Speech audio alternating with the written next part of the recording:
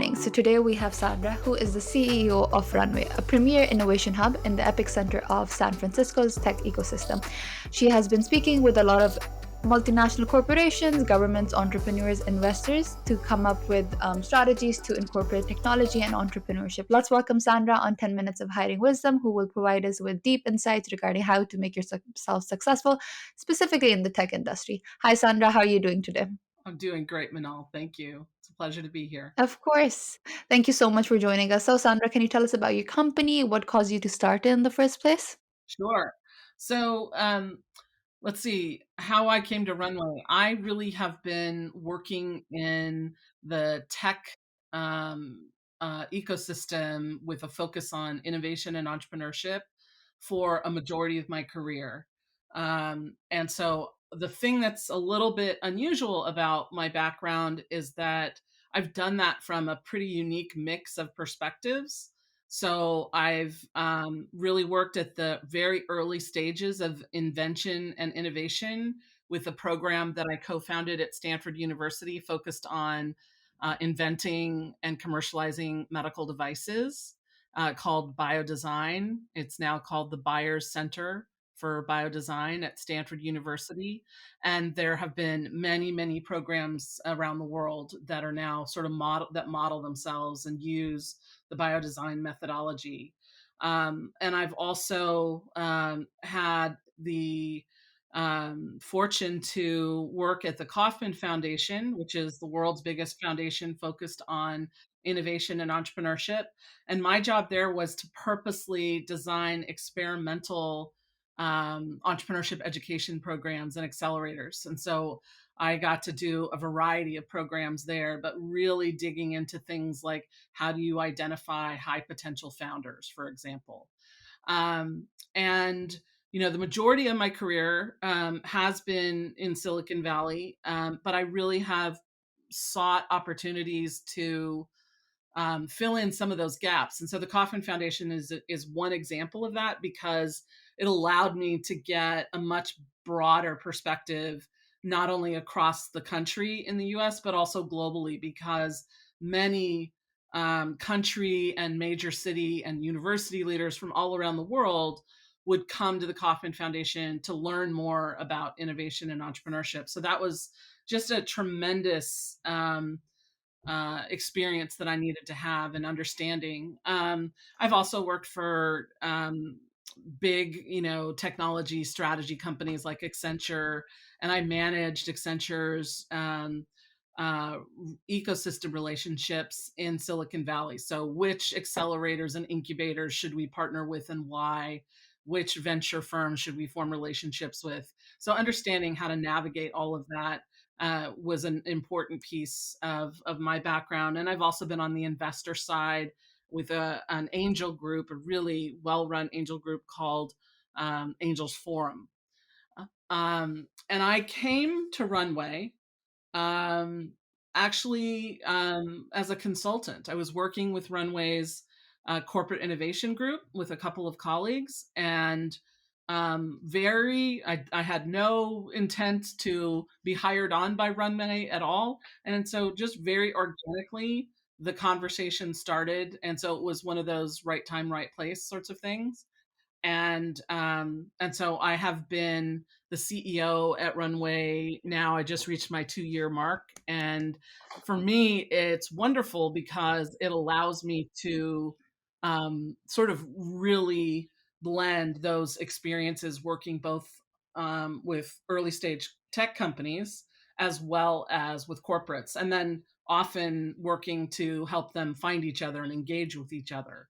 So for me, I love my role because I'm really, every week I get to work with both cool startups and our amazing corporate innovation That sounds clients. So wonderful. I really enjoy it.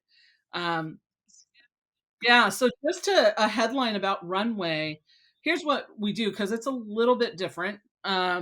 We think of ourselves as an innovation company, and we accelerate the success of global innovators, meaning corporates and entrepreneurs. We help global enterprises through results focused innovation consulting. And we power the growth of startups through acceleration programs, mentorship, and flexible workspace services. So that's really what we do. What that means is that we have two different types of customers, and so startups and large corporations, large global corporations typically. So that can be interesting because sometimes you're talking, startup and entrepreneurs and their teams have very different needs in some ways than the global corporate clients. But we love that because there's a lot of goodness that happens when you can help bring those two groups together. In terms of runway and hiring, right? That's what a lot of people who are listening to this are going to be interested in. I wanted to talk about this in just a couple different ways. So one of them are your resume, and we actually right now we're actually in the process of extending an offer for one of a position that we had for a content manager, but we have this other position in innovation and data, a data analyst, and we had over 1,000 people apply for this Oh. position. So we are right in the midst of hiring madness right now. So some of the things that I think people should know, resume. Some of the things that I look for as I'm screening: differentiation. What did you do? What can I see from your resume that you did to sort of learn more or develop your skills that's in an area relevant to the job? Did you do anything other than your prior roles? Did you get a certificate? Did you take, attend some sort of executive education program? Whatever. Did you, are you trying to, have you demonstrated that you want to grow and you have passion for that area and you have taken steps to grow your skills in that area? I think another thing is also do the on your resume, if there's anything you can point us to that's an example of your work that could be relevant. It could be a video clip, it could be just a PDF, whatever. If you put it in your resume, there's a good chance we'll take a look at it. Again, we're looking for differentiation because we have to go. I mean, how do we go That from makes sense. 1,000 applicants to find you? So anything you can Yeah. do to make that easier for us is better for you. I think in terms of, so there's some other things you can do that I would say are a little bit more in the proactive phase. So one thing when you're searching is that if you're not already a LinkedIn Premier, have a LinkedIn Premier, subscription, upgrade to a LinkedIn Premier while you're searching so that you can send, send in mails and things like that. It is worth it. It's $30 a month. I think most people can afford that. And so one of the other things is um, use LinkedIn to see, do you have any connections in common with, if you're going for an innovation role, you probably want to look at who at Runway is on the innovation team, who has innovation in their titles, and then do we have any connections in common? Now, one thing that I think a lot of people do is they will message me and everybody in our team to be, to connect on LinkedIn. Um, and that's really not what you want to do. It's not a good use of your time. You're trying to break through. I understand that, but rather than just sort of connecting, what I would encourage somebody to do is, if we don't have any connection in common, that you could get to say, hey, Sandy, you should take a look at Susie because, she was a student in my X class and I think she'd be a really good fit for you. I pay attention to that. Hmm. Um, but you could also just send a quick note to that person or persons on our team, probably not too many, that is relevant for your role. And just say, show us that you're up to speed on what we do and that you're interested. And, send a quick note that just sort of says, hey, I really enjoyed the article that Runway just published on this, right? And that's enough that you took the time to do that. You're not bothering me. You're acknowledging that you're paying attention. That is one way to differentiate yourself.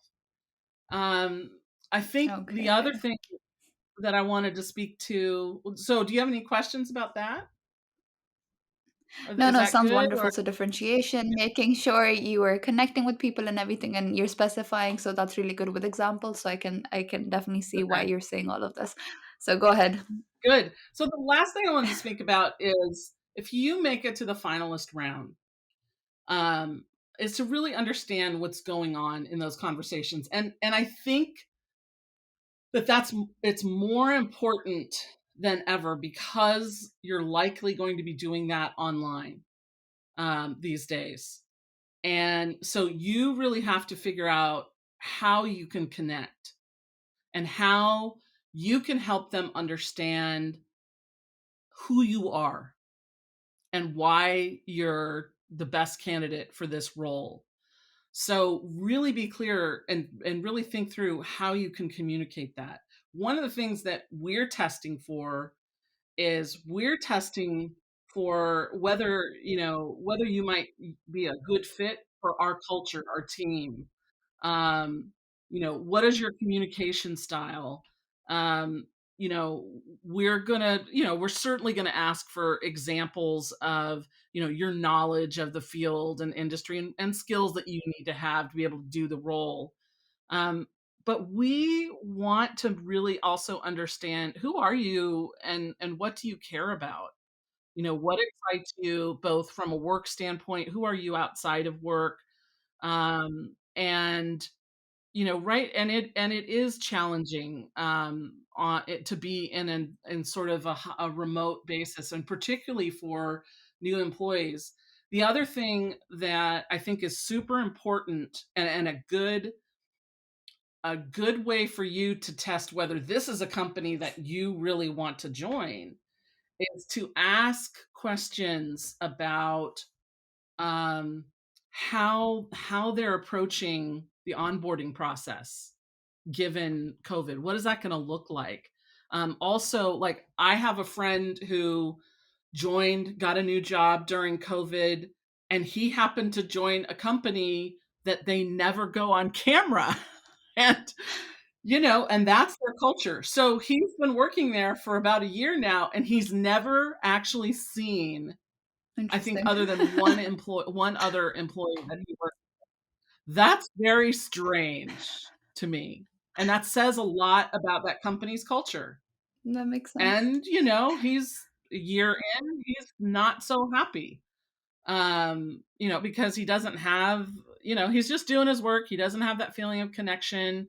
And, at the end of the day, it's sort of like we can all get a job, but do you really want to have like a career and something that's really interesting and be part of something meaningful? Because I think we all like to feel, no matter what we do, that our work is meaningful in some way. And so I would be really testing, just as we're trying to test, your fit for our team. You should be sort of asking questions like that. To find a good fit for you.